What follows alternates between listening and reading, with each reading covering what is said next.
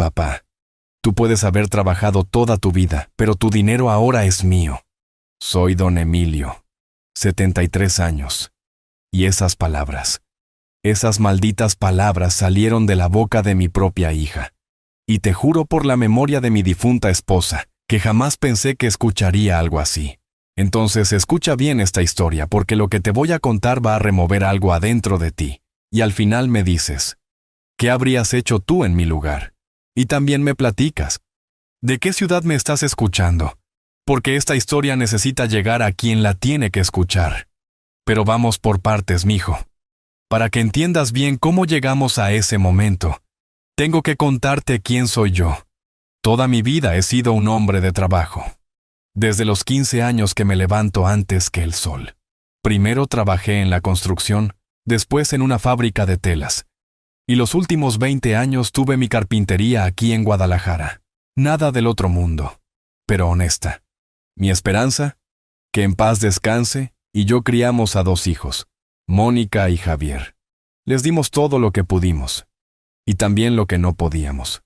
Nos quedamos sin cenar muchas veces para que ellos tuvieran libros para la escuela. Vendí mi único traje bueno para pagarle la universidad a Mónica. ¿Y sabes qué?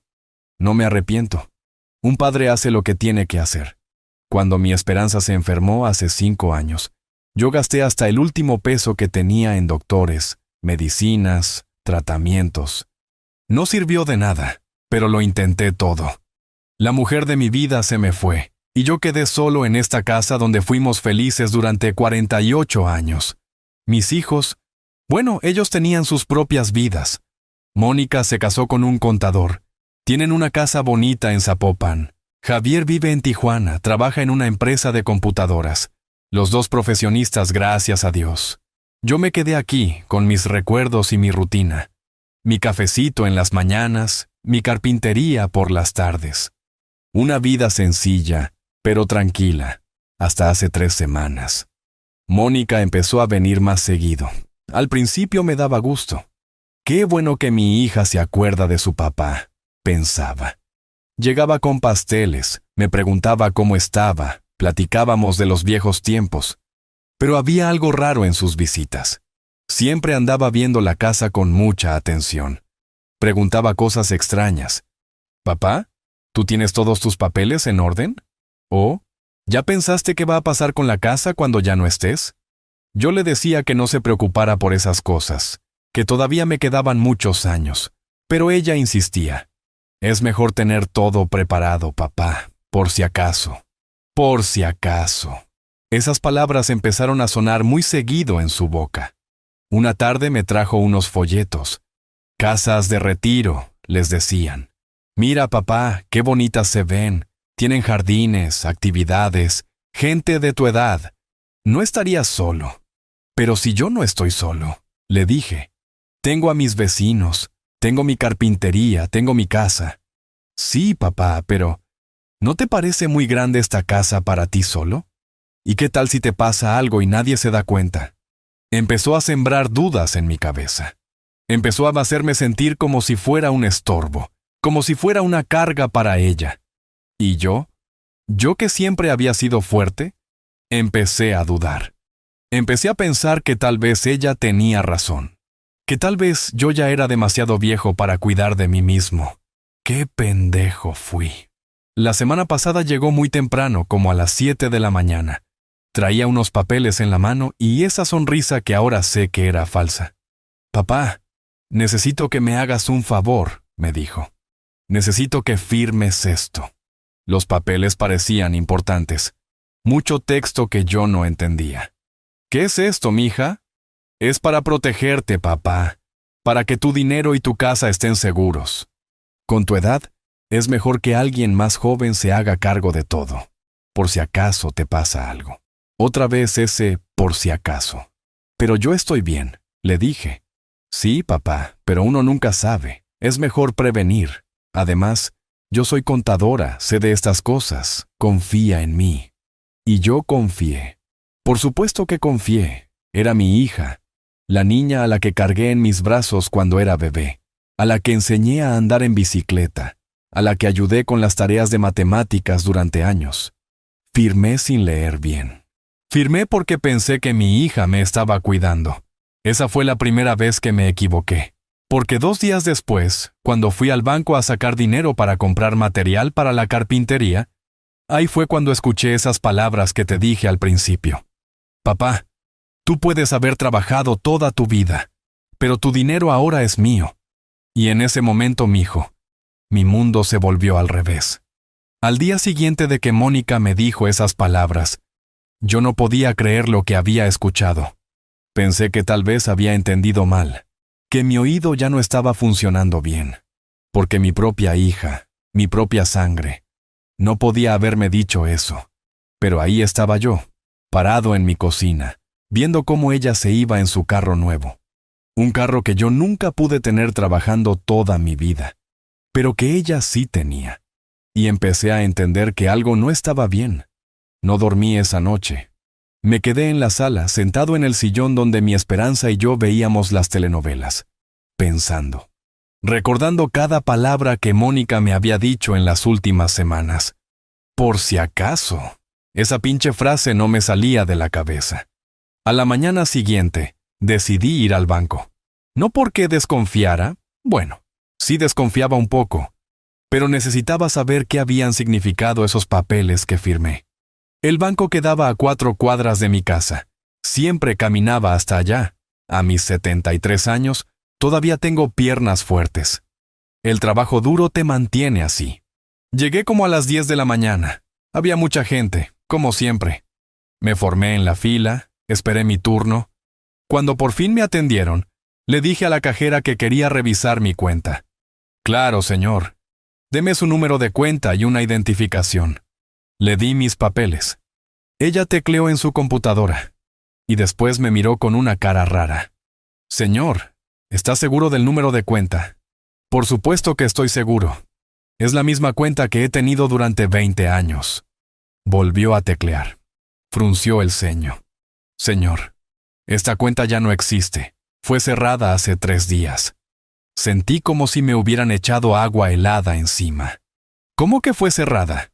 ¿Cerrada por quién? Por la titular autorizada, señorita Mónica Hernández. Según los documentos que tenemos aquí, usted le dio poder total sobre sus cuentas. La sangre se me subió a la cabeza. ¿Y el dinero? ¿Dónde está mi dinero? Fue transferido a la cuenta personal de la señorita Hernández. Todo el proceso está legal, señor. Usted firmó los documentos. 50 años de trabajo. 50 años ahorrando peso por peso. Todo lo que había juntado para mis últimos años, para no ser una carga para nadie, se había ido.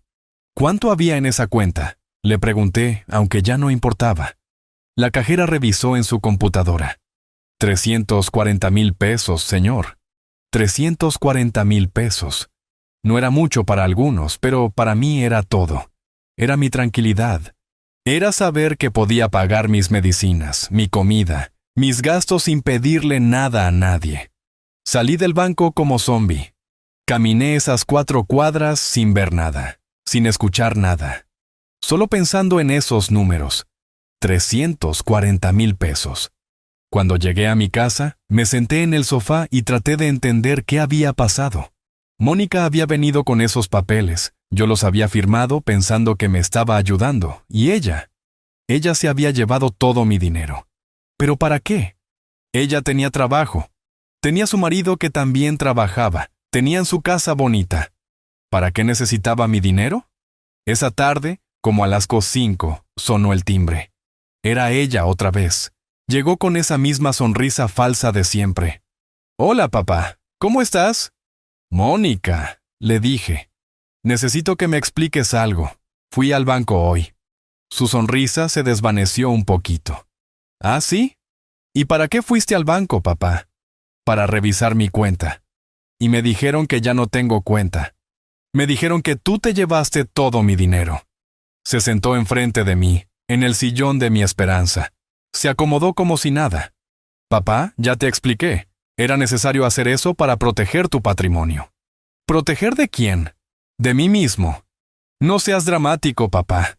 El dinero sigue siendo tuyo, solo que ahora está más seguro. ¿Más seguro en tu cuenta que en la mía? Papá, tú ya estás viejo. ¿Qué tal si alguien se aprovecha de ti?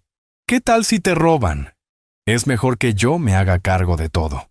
La vi ahí, sentada tan tranquila, hablándome como si fuera un niño pendejo, como si 50 años de trabajo no significaran nada, como si yo no tuviera derecho sobre mi propio dinero.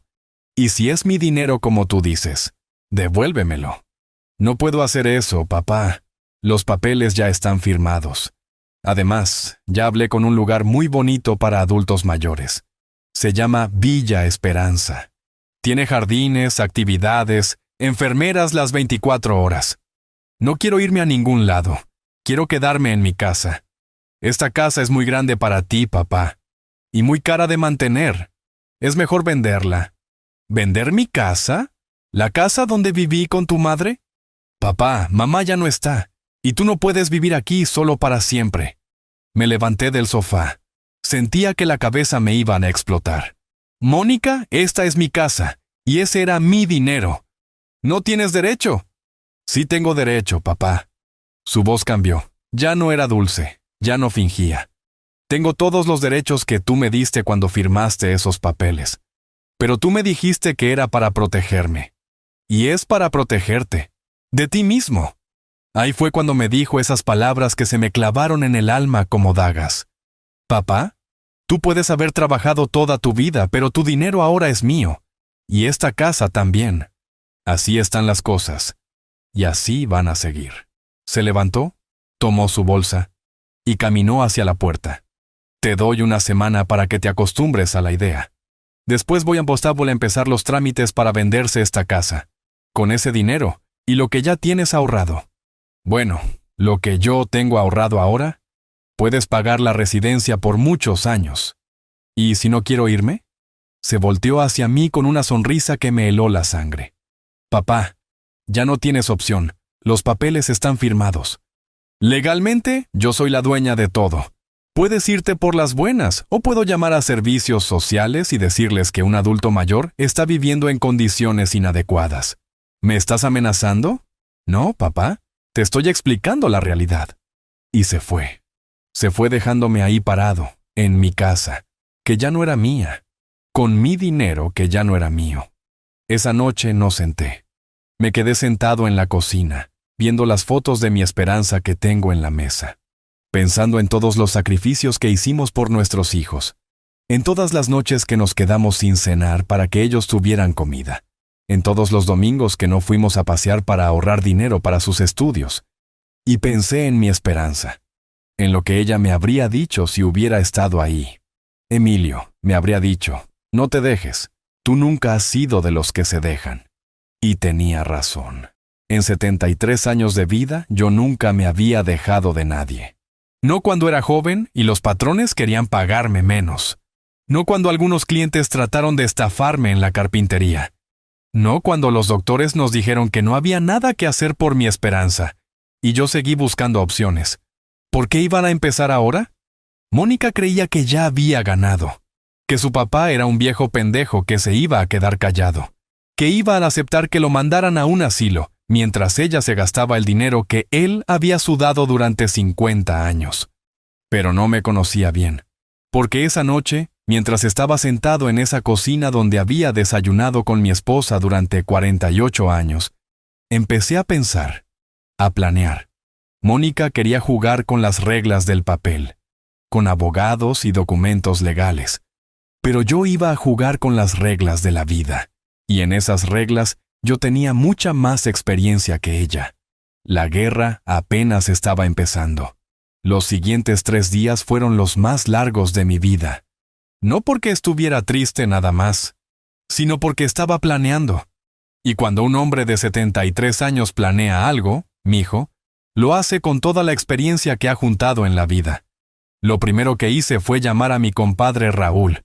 Él había trabajado conmigo en la carpintería durante 15 años antes de jubilarse. Pero antes de eso, había sido policía durante 20 años. Si alguien sabía cómo investigar cosas, era él. Emilio, me dijo cuando le conté todo. ¿Estás seguro de lo que me estás diciendo? No es posible que Mónica haya hecho eso. Tan seguro como que mi esperanza ya no está con nosotros, compadre. Hubo un silencio largo del otro lado del teléfono. ¿Y qué piensas hacer? Necesito que me ayudes a investigar algunas cosas. Tú sabes cómo hacer esas cosas. Yo no. ¿Investigar qué? Quiero saber en qué se está gastando mi dinero. Quiero saber por qué necesitaba 340,000 pesos tan urgentemente. Y quiero saber si yo soy el único pendejo al que le ha hecho esto. Raúl se quedó callado otro rato. Después suspiró. Dame 2 días, compadre. Y prepárate, porque si lo que sospechas es cierto, no te va a gustar lo que vamos a encontrar. Mientras esperaba, decidí hacer mi propia investigación. Mónica creía que su papá era un viejo que no entendía nada de la vida moderna. Pero ella se olvidó de algo importante. En la carpintería yo había aprendido a trabajar con computadoras para llevar las cuentas y buscar diseños. Y mi vecino, Toño, que tiene como 30 años, me había enseñado a usar eso que llaman redes sociales. Al principio yo no le veía el chiste, pero ahora iba a ser muy útil. Busqué el perfil de Mónica en Facebook. Ahí estaba ella, sonriendo en todas las fotos como si fuera la persona más feliz del mundo. Pero cuando empecé a revisar bien sus fotos de las últimas semanas, ahí fue cuando empecé a entender todo. Fotos en restaurantes caros. Ella y su marido brindando con vinos que costaban más que lo que yo ganaba en una semana. Fotos de bolsas de marca, zapatos nuevos, un reloj que se veía carísimo en la muñeca de su esposo. Y la foto que más me dolió, ella en una joyería, enseñando unos aretes de diamantes.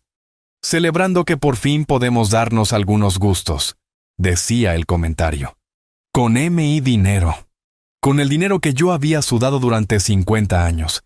Ella se estaba dando gustos. Pero eso no era todo. Seguí revisando y encontré algo que me heló la sangre. Una conversación en los comentarios de una de sus fotos.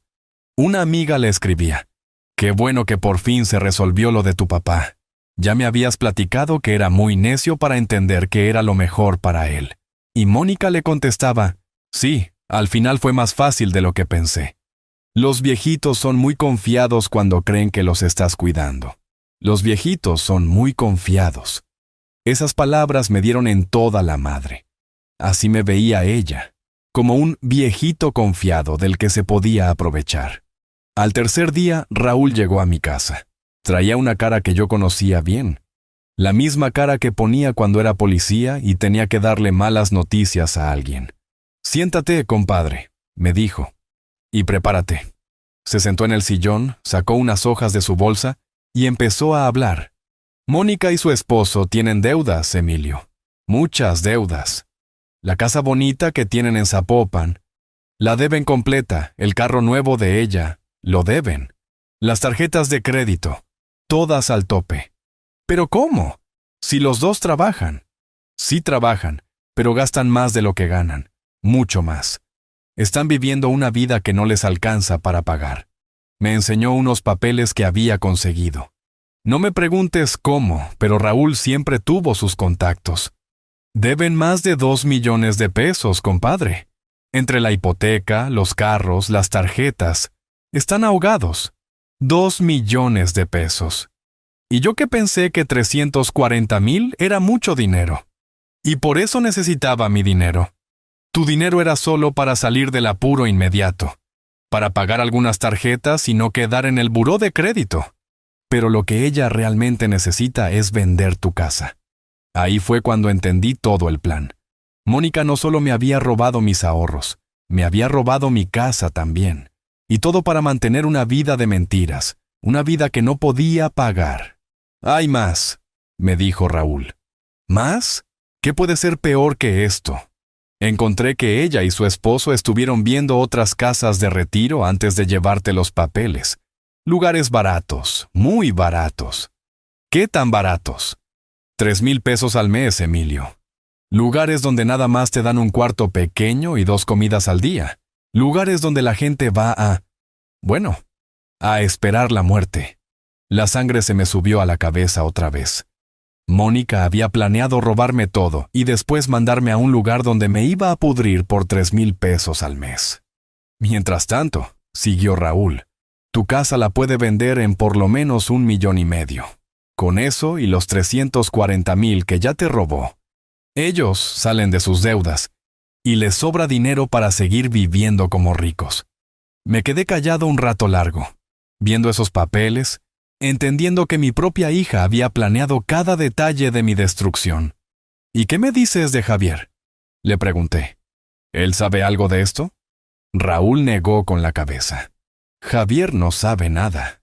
De hecho, Mónica le dijo que tú habías decidido irte voluntariamente a una casa de retiro porque te sentías muy solo, que habías decidido vender la casa porque era muy cara de mantener. ¿Y él se lo creyó? Él está en Tijuana, trabajando mucho. Solo habla con Mónica de vez en cuando. Ella le mandó fotos de algunos lugares bonitos. Le dijo que tú estabas emocionado con la idea. Mi hijo menor, que siempre había sido el más noble de los dos, creía que su papá estaba feliz con el plan de irse a un asilo. Pero hay algo más que encontré, me dijo Raúl. Algo que te va a interesar. ¿Qué cosa? Los papeles que firmaste tienen algunos problemas legales. ¿Qué tipo de problemas? El abogado que los hizo no tiene toda la documentación necesaria, y hay algunas firmas que se ven raras, como si hubieran sido hechas muy rápido, sin que tú leyeras bien los documentos. Ahí fue cuando se me prendió un foco en la cabeza. ¿Estás diciendo que esos papeles se pueden invalidar? Estoy diciendo que hay posibilidades. Pero necesitarías un buen abogado, y eso cuesta dinero. Dinero que ya no tienes. Me quedé pensando. Mónica creía que había jugado perfectamente sus cartas, que había cubierto todos los ángulos, que su papá no tenía manera de defenderse, pero ella había cometido un error muy grande. Se había olvidado de que yo no era solo su papá. Era un hombre que había sobrevivido 73 años en este mundo. Un hombre que había peleado por cada peso que había ganado. Un hombre que había aprendido que en la vida, cuando alguien te traiciona, no puedes quedarte de brazos cruzados. Raúl, le dije, necesito que me consigas una cita con el mejor abogado que conozcas. Emilio, ya te dije que eso cuesta dinero. El dinero lo voy a conseguir. Tú nada más consígueme la cita. Esa noche, después de que Raúl se fue, me quedé solo otra vez en mi cocina. Pero esta vez no estaba triste. Esta vez estaba enojado, muy enojado. Y cuando un hombre de 73 años se enoja de verdad, cuando tiene todas las cartas claras y sabe exactamente quién lo traicionó y cómo, ahí es cuando se vuelve peligroso. Mónica había empezado una guerra pensando que yo era un viejo indefenso, pero se había equivocado, y ahora iba a descubrir de qué estaba hecho realmente su papá. El problema de no tener dinero cuando necesitas un abogado es que los abogados buenos no trabajan gratis, y los baratos, bueno, hay una razón por la que son baratos. Pero yo tenía algo que Mónica no sabía que tenía: contactos. 50 años trabajando te dan muchos contactos, mijo. Y cuando eres una persona honesta, cuando siempre cumples tu palabra, la gente se acuerda de ti. En la carpintería yo había hecho trabajo para mucha gente, muebles para casas, oficinas, restaurantes, y uno de mis clientes más frecuentes había sido un licenciado que se llamaba Fernando Castillo. Don Fernando tenía un despacho de abogados grande aquí en Guadalajara. Durante 10 años, cada vez que abría una oficina nueva o renovaba las que tenía, me llamaba a mí para hacer los muebles. Escritorios, libreros, mesas de juntas, todo de madera sólida, trabajo fino.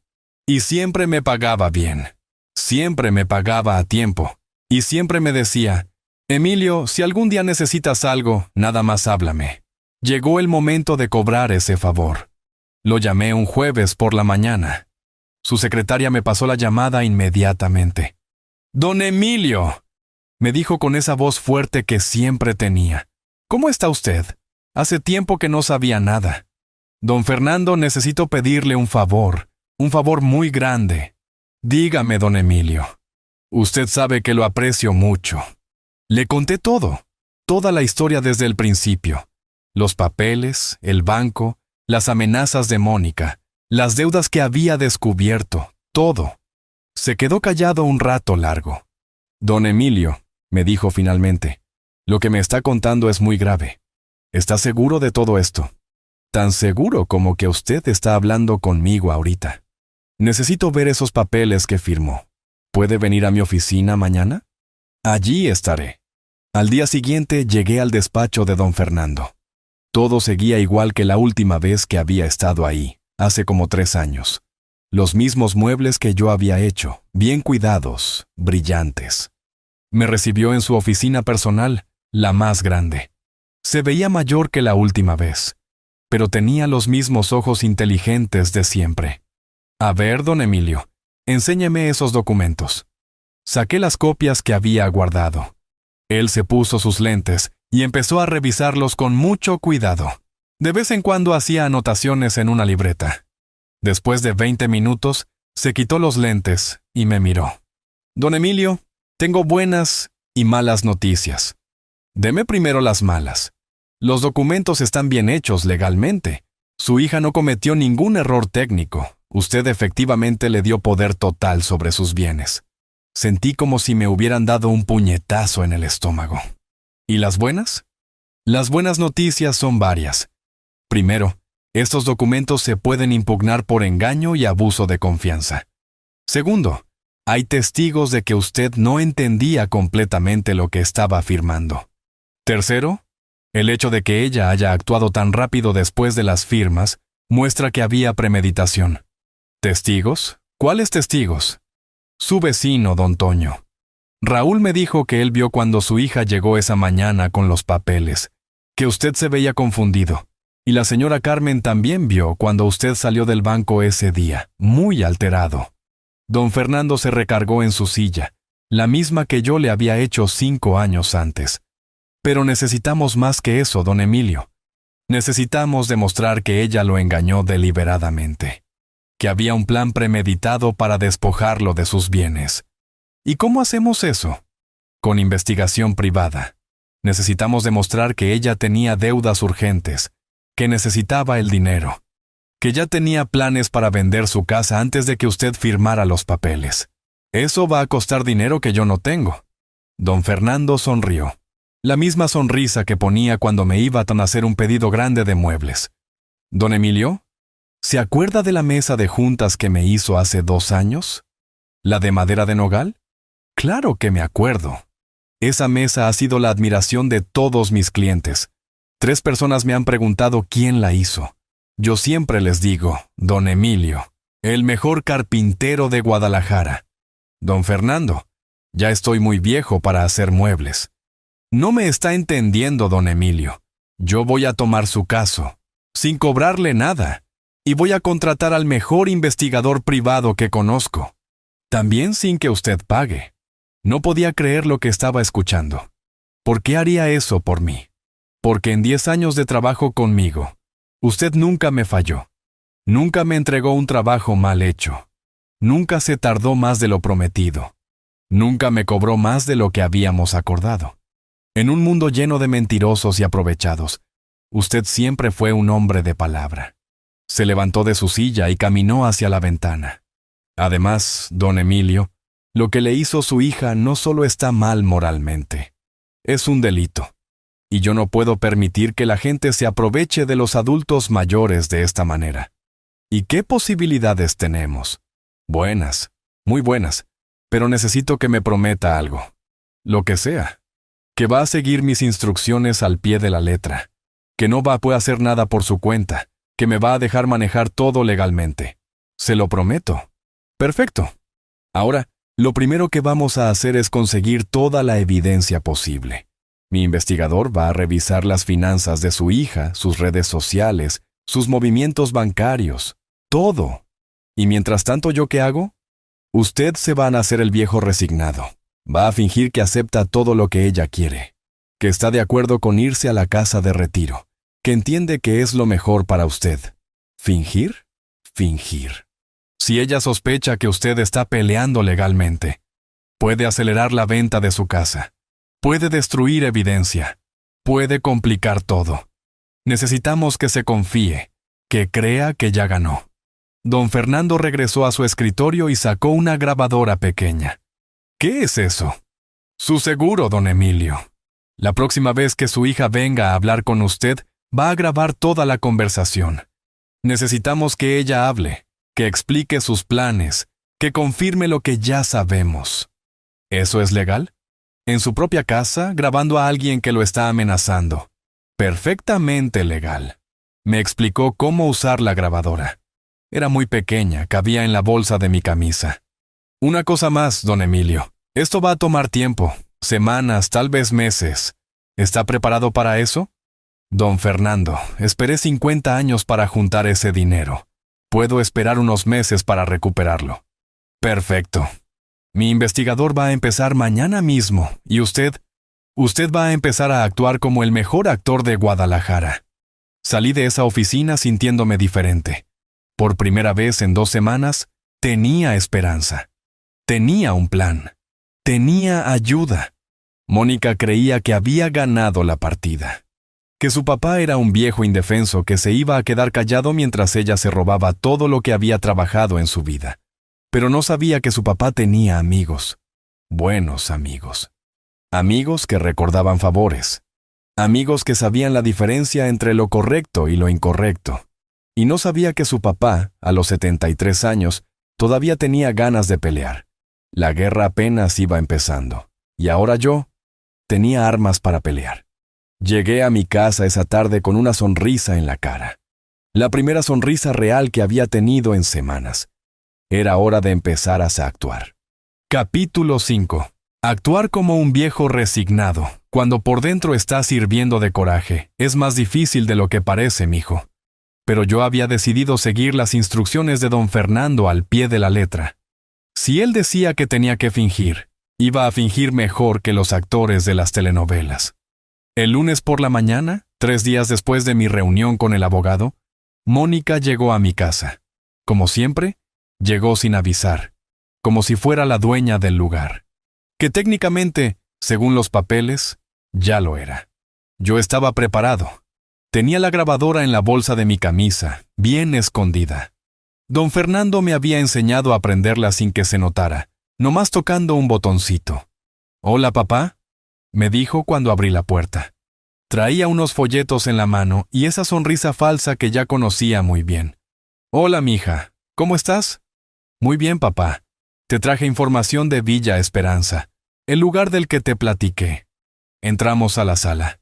Ella se sentó en su lugar favorito, el sillón de mi esperanza. Yo me senté enfrente, con la grabadora corriendo. «Mira, papá», me dijo, extendiendo los folletos sobre la mesa. «Fui a visitar el lugar. Está precioso. Tiene jardines, una sala de juegos, actividades para los residentes. Los folletos se veían bonitos, eso no lo podía negar.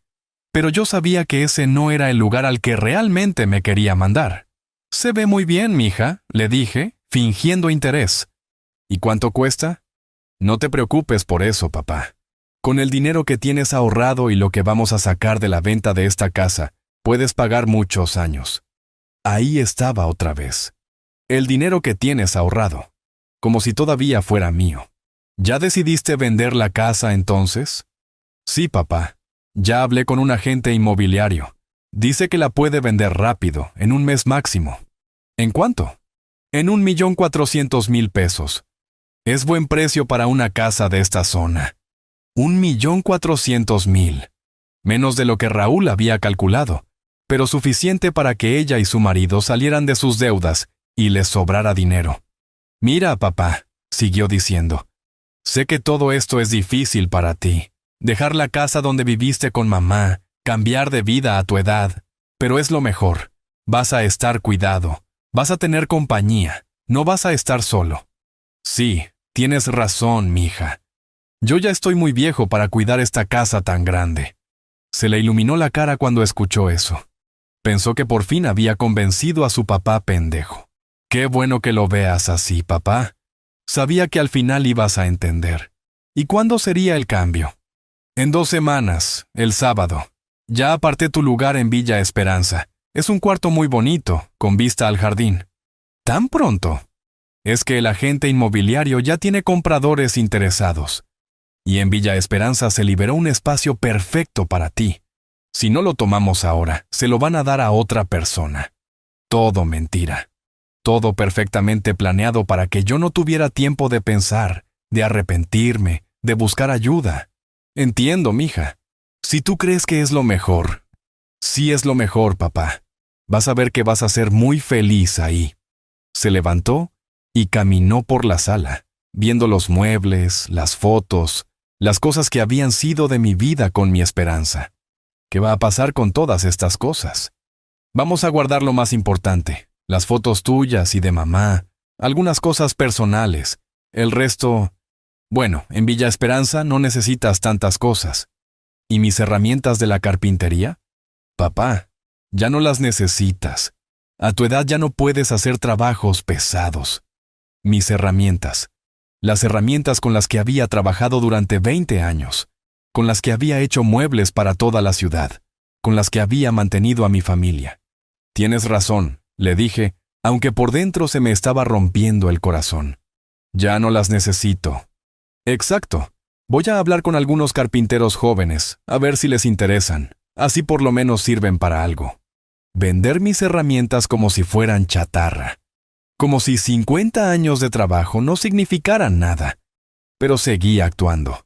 Me parece bien, mija. Tú sabes lo que haces. Se sentó otra vez, pero ahora se veía más relajada, más confiada. Papá, hay otra cosa de la que tenemos que hablar. ¿Qué cosa? El dinero. Tu dinero. Aquí venía lo bueno. Toqué disimuladamente el botón de la grabadora para asegurarme de que estuviera funcionando. ¿Qué pasa con mi dinero? Como ya sabes, ahora está en mi cuenta para protegerlo. Pero necesitamos decidir cómo lo vamos a manejar. ¿Cómo lo vamos a manejar? Sí, Villa Esperanza cuesta 12,000 pesos al mes. Con tu dinero y lo de la venta de la casa, puedes pagar como 15 años. Tal vez 20 si administramos bien. 12,000 pesos al mes. 4 veces más de lo que costaba el lugar barato donde realmente me quería mandar. Suena bien, mija. Pero hay un problema, papá. ¿Cuál problema?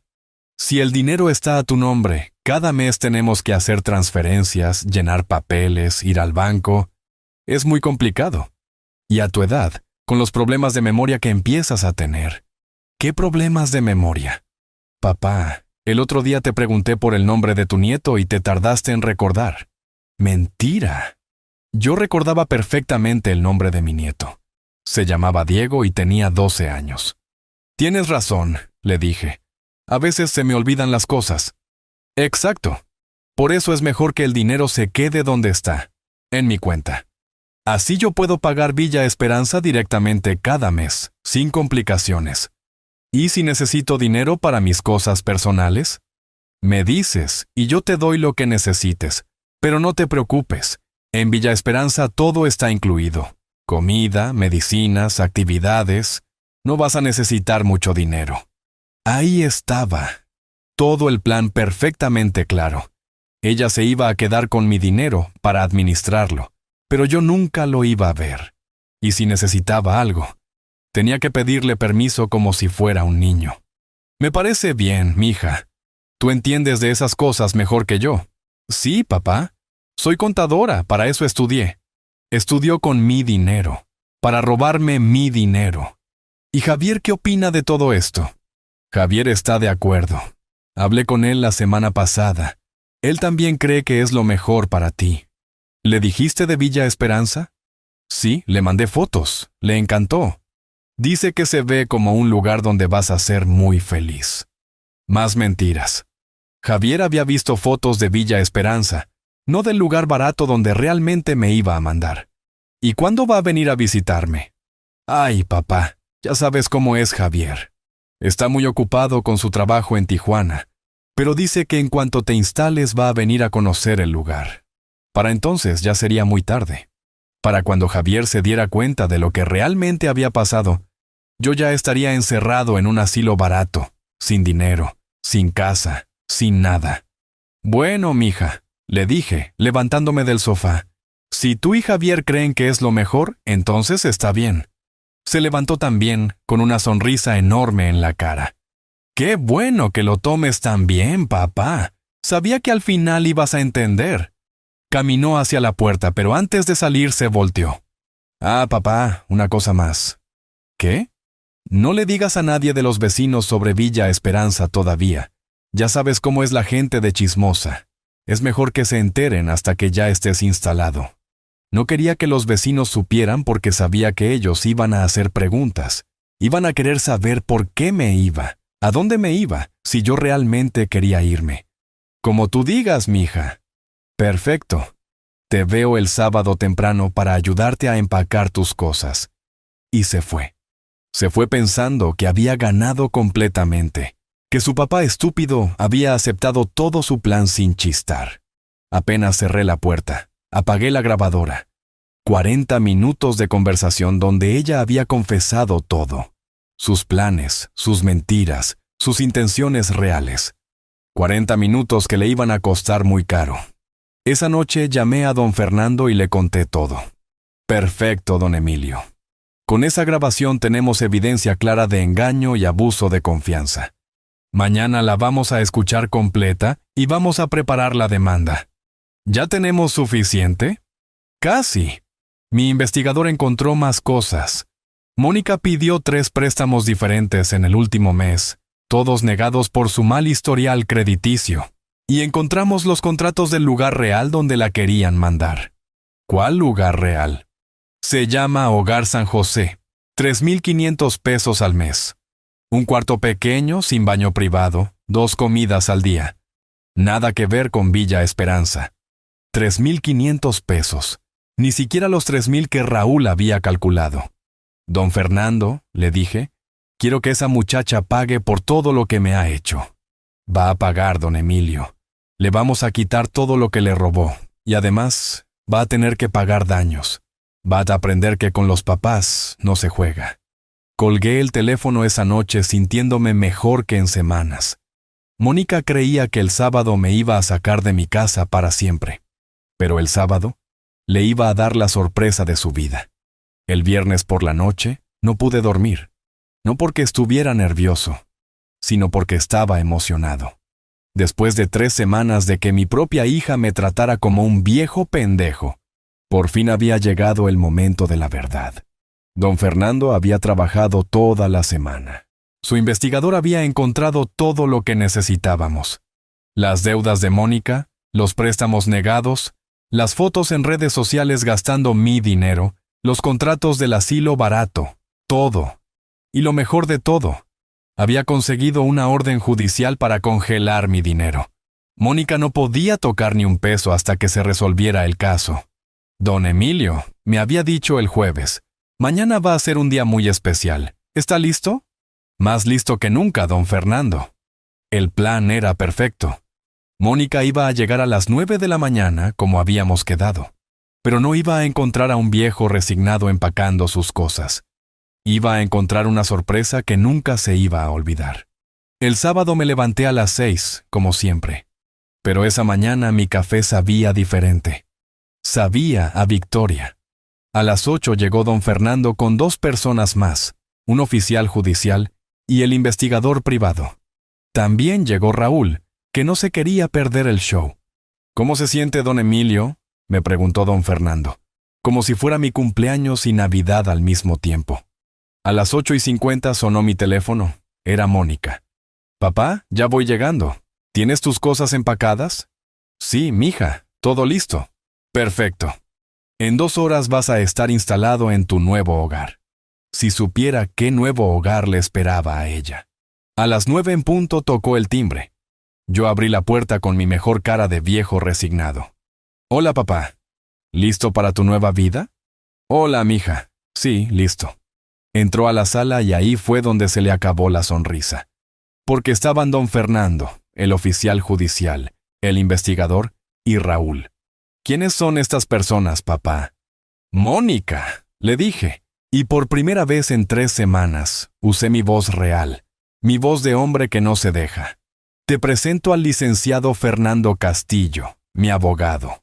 Se puso pálida como un papel. «¿Tu abogado? ¿Para qué necesitas un abogado?» Don Fernando se levantó y le extendió unos papeles. «Señorita Hernández, Soy el abogado de su padre, y tengo una orden judicial para recuperar todos los bienes que usted le robó. ¿Robé? No robé nada. Mi papá me dio todo voluntariamente. ¿Voluntariamente? Le dije. ¿Voluntariamente después de que me engañaras? ¿Después de que me dijeras que era para protegerme? Papá, ¿no entiendes? Todo lo que hice fue para tu bien. ¿Para mi bien? Saqué la grabadora de mi bolsa. ¿Como cuando me dijiste que el dinero que trabajé 50 años ahora era tuyo? Le puse play a la grabadora. Su propia voz llenó la sala. Papá, tú puedes haber trabajado toda tu vida, pero tu dinero ahora es mío. Y esta casa también. Así son las cosas. Su cara cambió completamente. Ya no era la hija dulce que fingía cuidar a su papá. Ahora era la verdadera Mónica. Eso está sacado de contexto, dijo. ¿Sacado de contexto? Siguió la grabación con su voz. Como ya sabes, ahora está en mi cuenta para protegerlo. Pero el dinero se va a quedar donde está, en mi cuenta. Así, yo puedo pagar Villa Esperanza directamente cada mes. ¿Villa Esperanza?, preguntó el investigador. ¿No se refiere a Hogar San José? El lugar que realmente había contratado para su padre por 3,500 pesos al mes. Mónica se volteó hacia él como si hubiera visto un fantasma. ¿Cómo sabe eso? Porque soy investigador privado, señorita, y encontré sus contratos. También encontré las fotos que subió a Facebook gastándose el dinero de su padre en restaurantes caros, joyas y ropa de marca. Le mostró las impresiones de sus propias fotos de redes sociales. También encontré sus deudas, siguió el investigador. 2,130,000 pesos entre hipoteca, tarjetas de crédito y préstamos personales. Eso es privado. No cuando está relacionado con un delito de abuso de confianza, dijo don Fernando. Y ahora le voy a explicar lo que va a pasar. Sacó más papeles de su portafolio. Primero, esta orden judicial congela inmediatamente todo el dinero que robó de la cuenta de su padre. No puede tocar ni un peso. ¡No pueden hacer eso! Segundo, esta otra orden judicial anula todos los documentos que su padre firmó bajo engaño. La casa vuelve a ser de él. Eso es imposible. Los papeles están bien hechos. Los papeles están bien hechos, pero fueron obtenidos mediante fraude. Su padre tiene testigos de que usted lo engañó. Y tenemos la grabación donde usted misma confiesa sus verdaderas intenciones. Mónica se dejó caer en el sofá. Ya no era la mujer segura que había llegado una hora antes. Tercero, siguió don Fernando.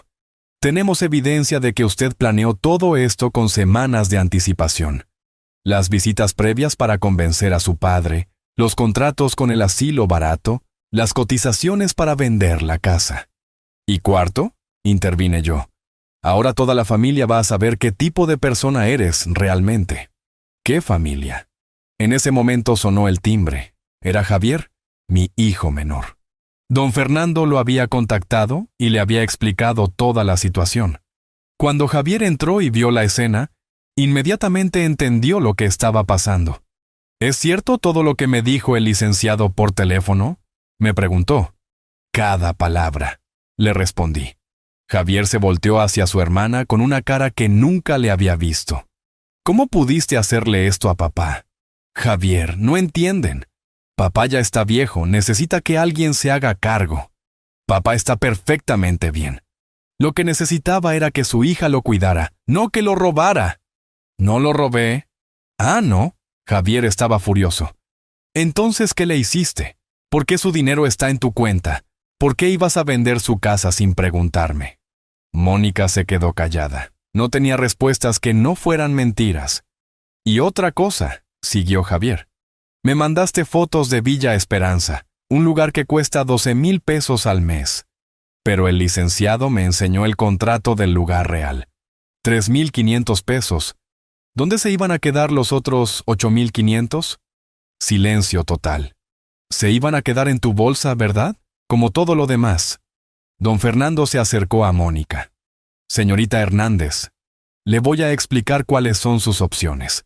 Puede devolver inmediatamente todo el dinero de su padre y firmar la reversión de los documentos voluntariamente. O puede esperar a que el juez decida, y entonces no solo va a tener que devolver todo, sino que además va a pagar una multa considerable y puede enfrentar cargos penales por abuso de confianza. Cargos penales. Robar a un adulto mayor mediante engaño es delito grave en México.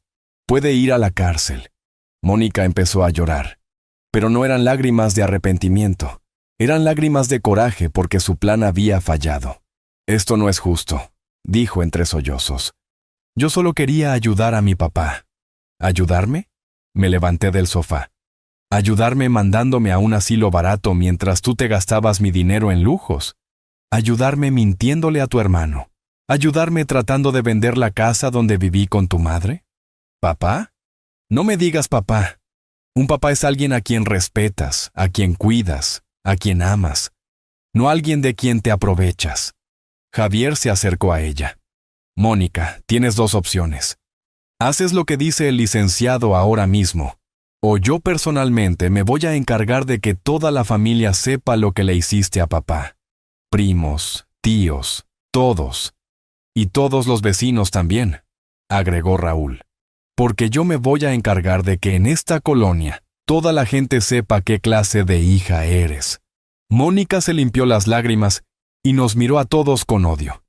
Está bien, voy a firmar los papeles, pero no porque esté arrepentida, sino porque no me dejan otra opción. No importa por qué lo hagas, le dije. Lo importante es que lo hagas. Don Fernando sacó los documentos finales. Aquí tiene que firmar para devolver todo el dinero a la cuenta de su padre. Aquí para anular los poderes que él le había dado. Y aquí para transferir la casa de vuelta a su nombre. Mónica firmó cada papel como si le estuvieran arrancando los dientes. Cuando terminó, don Fernando guardó todos los documentos. Perfecto. El lunes por la mañana todo el dinero va a estar de vuelta en la cuenta del señor Emilio. Y la casa ya está legalmente a su nombre otra vez. Mónica se levantó para irse, pero antes de llegar a la puerta se volteó. Papá, algún día vas a entender que solo quería lo mejor para ti. Mónica, le dije. Algún día tú vas a entender que lo mejor para mí era tener una hija que me amara de verdad, no que me robara. Y se fue. Salió de mi casa sabiendo que había perdido todo. El dinero, la casa, el respeto de su hermano, y para siempre, el amor de su padre. Cuando se cerró la puerta, me senté en mi sofá y respiré profundo. Por primera vez en 3 semanas, me sentía libre otra vez. El lunes por la mañana fui al banco como si fuera el día más importante de mi vida. Y tal vez lo era. Don Fernando me acompañó para asegurarse de que todo estuviera en orden. Don Emilio, me dijo la misma cajera que 3 semanas antes me había dado la peor noticia de mi vida. Su cuenta ha sido reactivada y todos sus fondos han sido depositados. ¿Cuánto hay? Le pregunté, aunque ya sabía la respuesta. 340,000 pesos, más los intereses generados. En total, 342,400 pesos.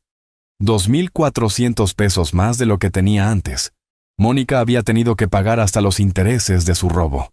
¿Quiere su estado de cuenta impreso? Me preguntó la cajera. Sí, por favor. Cuando vi esos números en el papel, cuando vi que mi cuenta otra vez tenía dinero, cuando vi que mi nombre otra vez estaba como titular único, me dieron ganas de llorar, pero esta vez de felicidad. Salimos del banco y don Fernando me puso la mano en el hombro. ¿Cómo se siente, don Emilio? Como si hubiera vuelto a nacer, don Fernando. Esto es solo el principio. Mónica también va a tener que pagarle daños y perjuicios por el sufrimiento que le causó. Estamos hablando de por lo menos otros 50,000 pesos. 50,000 pesos más. Dinero que ella iba a tener que sacar de sus propios bolsillos para pagarme. ¿Y qué va a pasar con sus deudas? Eso ya no es nuestro problema, don Emilio. Ella se metió en ese hoyo. Ella va a tener que salir como pueda. Durante los siguientes días, empecé a entender las consecuencias reales de lo que había pasado. Mónica no solo había perdido mi dinero, había perdido mucho más. Javier me llamó el martes por la noche. Papá, hablé con Mónica hoy. ¿Y qué te dijo? Que todo esto era una exageración, que tú estabas actuando como víctima, que ella solo había tratado de ayudarte. ¿Y tú qué le dijiste? Le dije que si eso era ayudar. No quería saber cómo se veía cuando alguien trataba de lastimarte. y le dije que no me volviera a buscar hasta que se disculpara contigo de verdad. No tienes que pelear con tu hermana por mí, mijo. No estoy peleando por ti, papá. Estoy peleando por lo que está bien y lo que está mal. Y lo que ella hizo estuvo muy, muy mal. El miércoles me llamó mi compadre Raúl. Emilio, ¿ya viste las redes sociales de Mónica? No, compadre, ya no las reviso. Deberías echar un vistazo. Esa tarde le pedí a mi vecino Toño que me ayudara a revisar el Facebook de Mónica. Lo que vi me sorprendió. Había borrado todas las fotos de los restaurantes caros, las joyas, los lujos. Había borrado todo lo que mostraba que se estaba gastando dinero. Su perfil ahora parecía el de una persona normal. Pero lo más interesante fueron los comentarios que había dejado la gente en sus fotos viejas antes de que las borrara. Mónica, ¿es cierto lo que me contó mi comadre de que le robaste a tu papá? Mi tía dice que corriste a tu papá de su casa. ¿Es verdad? ¿Por qué borraste todas las fotos de tus cenas caras? ¿Era dinero robado? La noticia se había regado por toda la colonia, por toda la familia, por todos sus conocidos. El jueves llegó a mi casa la señora Carmen, mi vecina. Don Emilio, ¿es cierto que su hija lo quería mandar a un asilo barato para robarse su dinero? Es cierto, doña Carmen. ¡Qué barbaridad! ¿Cómo es posible que una hija le haga eso a su propio padre? No lo sé, doña Carmen. Yo tampoco lo puedo creer. Pues ya ve que la gente está hablando mucho del tema. Todo el mercado está enterado. Nadie puede creer que la hija del carpintero más honesto de la colonia haya hecho algo así. El carpintero más honesto de la colonia. 50 años trabajando, cumpliendo mi palabra, ayudando a la gente cuando podía. Y ese era el reconocimiento que me daba la comunidad. El viernes llegó algo que no esperaba. Una carta. Del banco donde trabajaba Mónica. La carta decía que debido a irregularidades en su conducta personal que afectaban la imagen de la institución, habían decidido terminar su contrato de trabajo. La habían corrido del banco, por lo que me había hecho a mí. Esa tarde me llamó don Fernando. Don Emilio, tengo noticias. ¿Buenas o malas? Para usted, buenas. Para Mónica, no tanto. Su empleador se enteró de lo que pasó y la despidió. Y su esposo, bueno, él también está teniendo problemas en su trabajo. ¿Qué tipo de problemas? Trabaja en una empresa de contabilidad. Cuando se enteraron de que su esposa había cometido fraude financiero contra su propio padre, digamos que empezaron a cuestionar si se podía confiar en él con el dinero de los clientes. Las consecuencias se estaban extendiendo como ondas en un estanque. No era solo Mónica la que estaba pagando, era toda su familia. El sábado, una semana después del confronto, recibí una llamada que no esperaba. ¿Papá? Era Mónica. Su voz sonaba diferente, quebrada, cansada. ¿Qué quieres, Mónica? Papá. Me corrieron del trabajo. Lo sé. ¿Lo sabías? Me lo dijo mi abogado. Hubo un silencio largo. Papá, necesito pedirte un favor. ¿Un favor? Después de todo lo que me hiciste. Papá, por favor. Estoy desesperada. Sin mi trabajo no puedo pagar las tarjetas. Los bancos me están presionando. Necesito... ¿Necesitas qué, Mónica? Necesito que me prestes dinero. No podía creer lo que estaba escuchando. Después de robarme, después de querer mandarme a un asilo, después de mentirle a toda la familia, me estaba pidiendo dinero prestado. Mónica, le dije con toda la calma del mundo, tú puedes haber trabajado toda tu vida en el banco, pero ahora que no tienes trabajo, el dinero sigue siendo mío. Sus propias palabras, se las regresé exactamente como ella me las había dicho. Papá, no seas cruel. No soy cruel, Mónica. Soy justo. ¿Te acuerdas de la justicia? ¿Te acuerdas de las consecuencias? Papá, por favor. Mónica, cuando decidiste robarme, sabías que había consecuencias. Cuando decidiste mentir, sabías que había consecuencias. Cuando decidiste tratar a tu padre como si fuera un estorbo, sabías que había consecuencias. Pero, papá, ahora estás viviendo esas consecuencias, y no es mi problema. ¿No me vas a ayudar? Te voy a dar el mismo tipo de ayuda que tú me dabas a mí. Te voy a mandar a un lugar barato donde te cuiden y te voy a administrar tu dinero. ¿Te parece bien? Se quedó callada. ¿No te parece bien? Qué raro. A mí tampoco me parecía bien cuando tú me lo querías hacer. Papá, soy tu hija. Las hijas cuidan a sus padres, Mónica. No los roban. Tú decidiste no ser mi hija cuando decidiste robarme. Ahora vive con esa decisión. Y colgué el teléfono.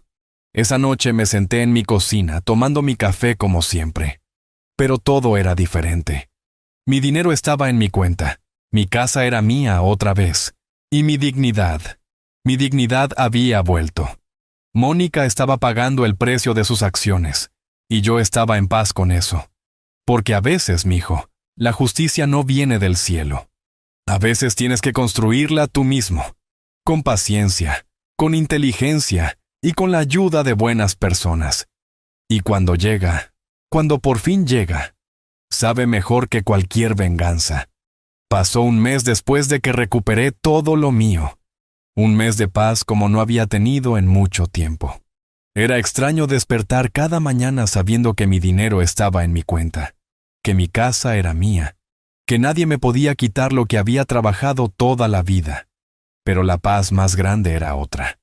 Saber que ya no tenía que fingir. Ya no tenía que actuar como el viejo resignado que acepta todo. Ya no tenía que sonreír cuando por dentro me estaba muriendo de coraje. Volví a ser yo mismo.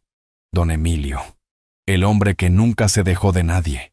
Una tarde estaba en mi carpintería, arreglando una silla que se había roto, cuando llegó mi vecino Toño.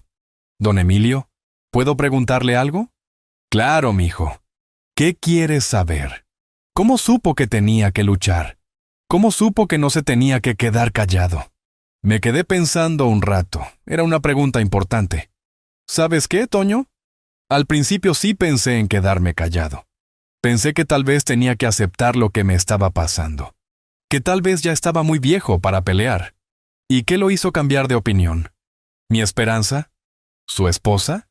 Sí, una noche, cuando estaba más triste, me acordé de algo que ella me decía siempre.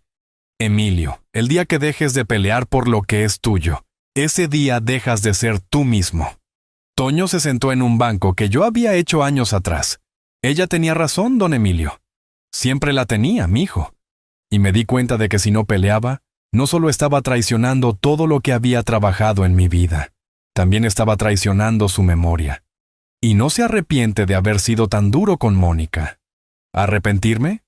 Toño, ella me robó, me mintió, me quiso mandar a un asilo barato para quedarse con mi dinero.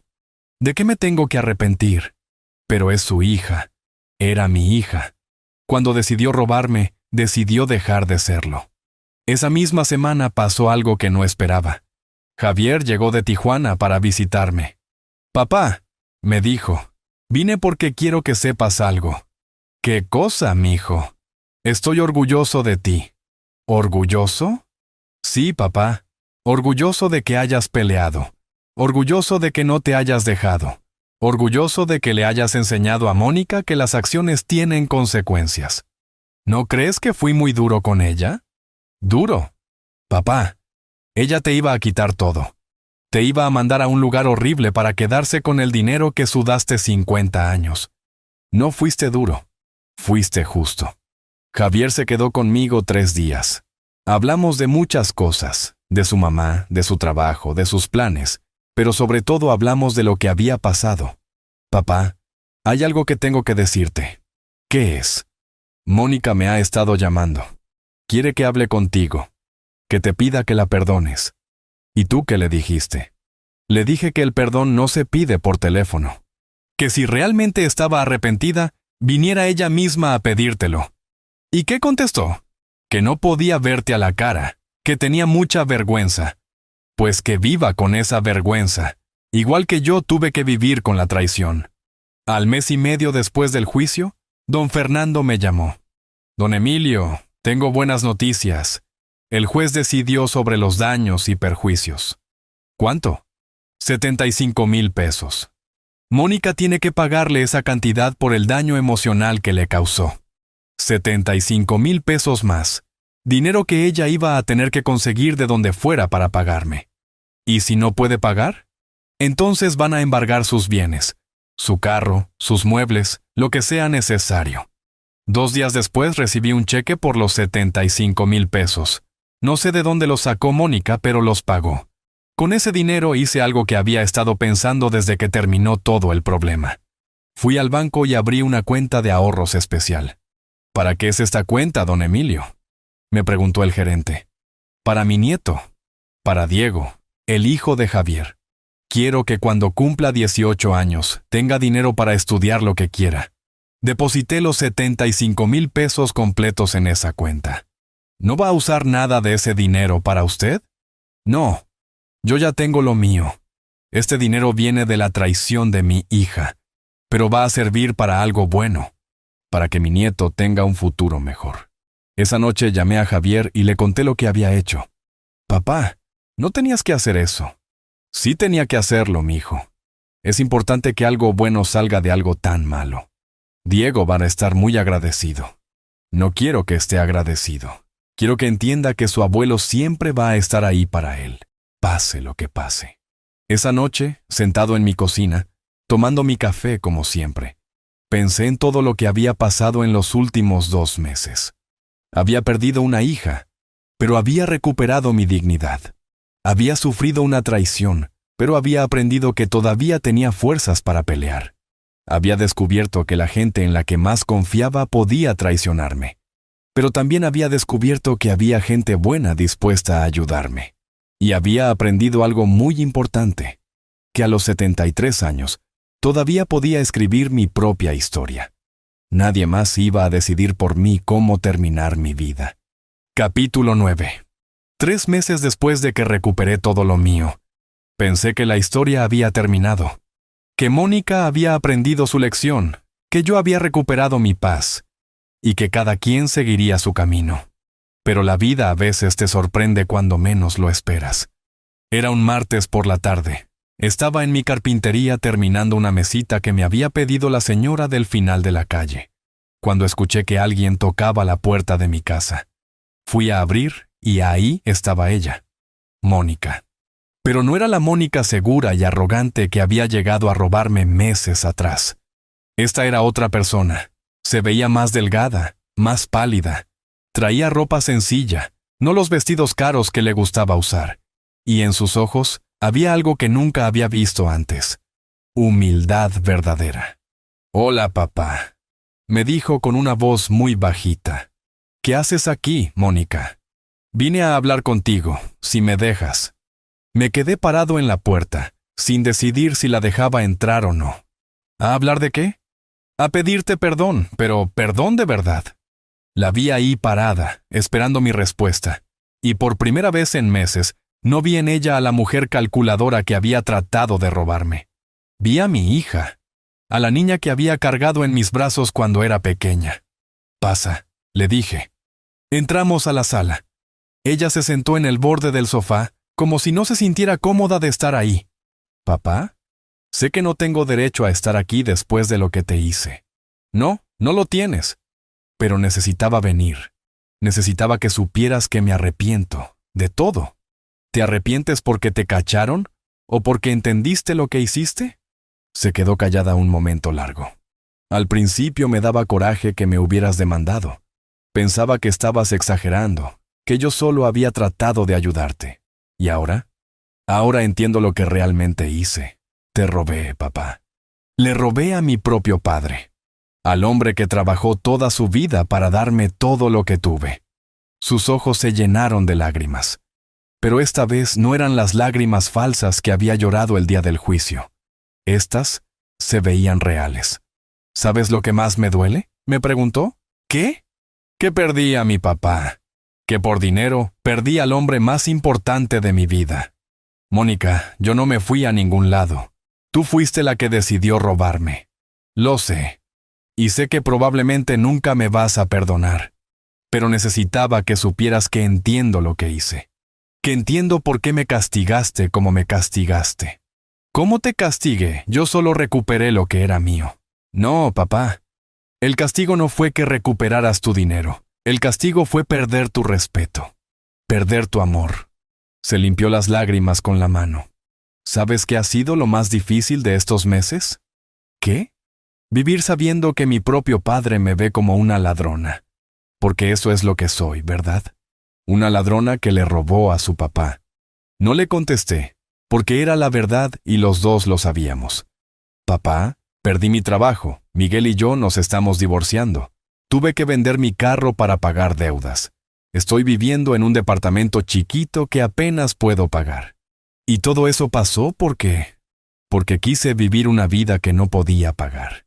Porque en lugar de pedirte ayuda honestamente, decidí robarte. Mónica, si me hubieras dicho que tenías problemas de dinero, yo te habría ayudado. No con 340,000 pesos, pero sí con lo que hubiera podido. Lo sé. Y eso es lo que más me duele.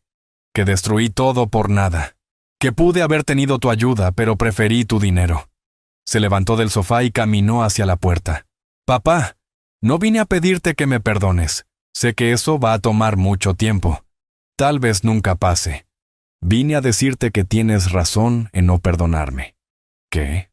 Lo que te hice no tiene perdón. Y si estuvieras en mi lugar, yo tampoco me perdonaría. Se paró en la puerta y se volteó una última vez. Pero quiero que sepas una cosa. Estoy orgullosa de que seas mi papá. Estoy orgullosa de que no te hayas dejado. Estoy orgullosa de que me hayas enseñado que las acciones tienen consecuencias. ¿Orgullosa? Sí, papá.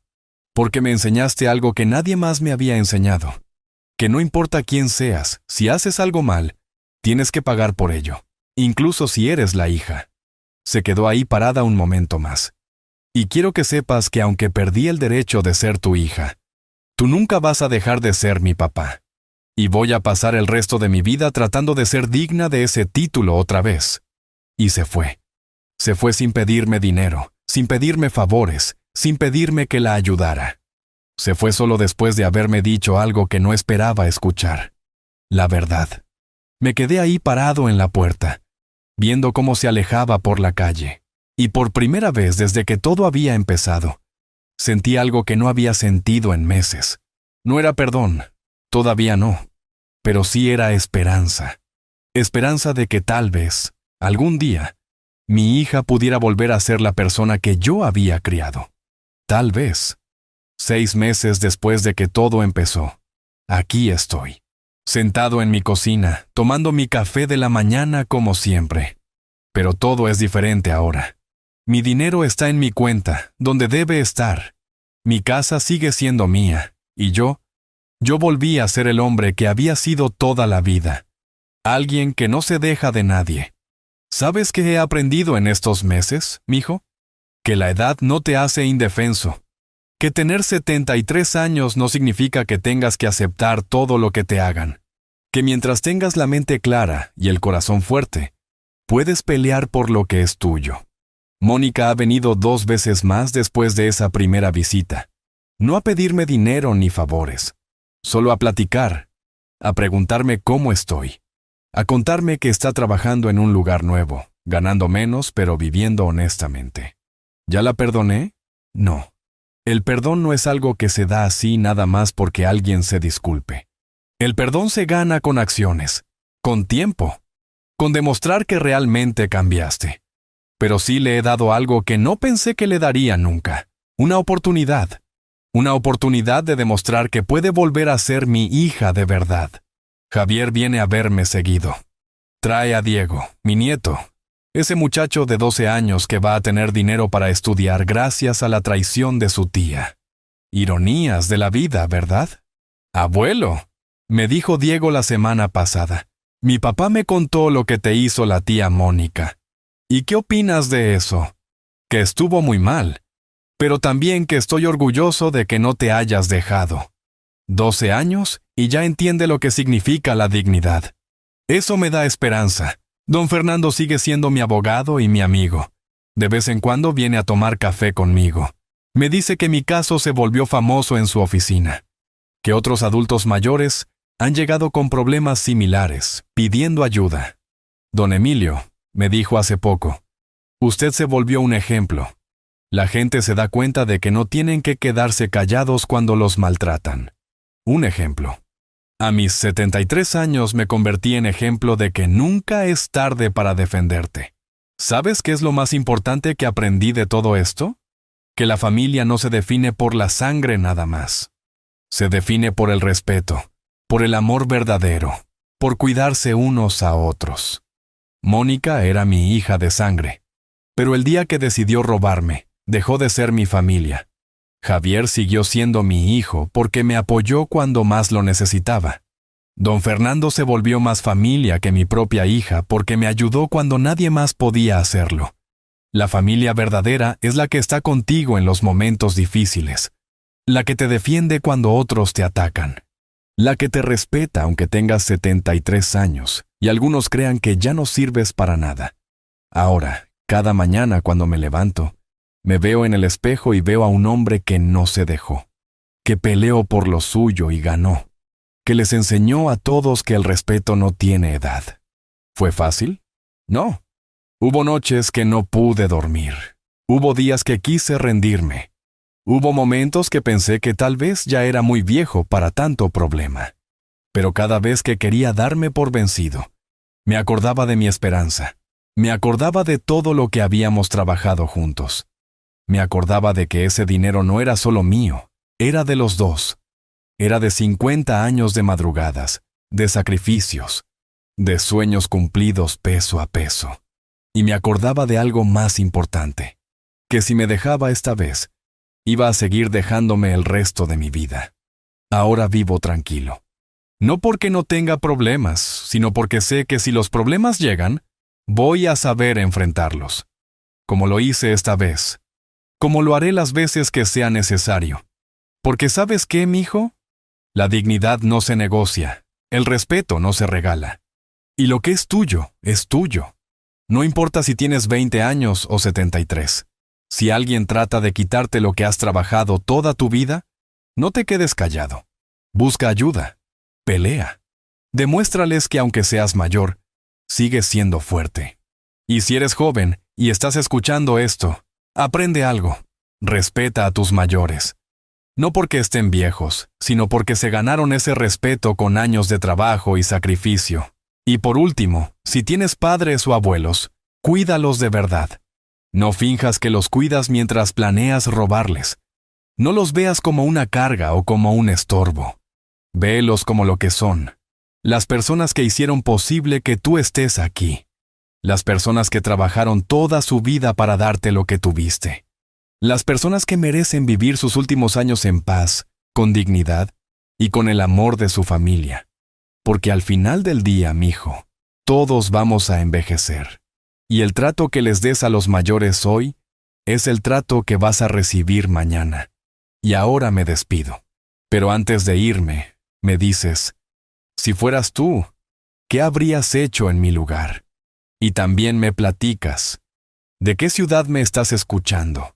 Porque esta historia necesita llegar a todos los rincones de este mundo, para que nadie se quede callado cuando lo maltraten, para que nadie crea que por ser mayor, tiene que aceptar cualquier cosa.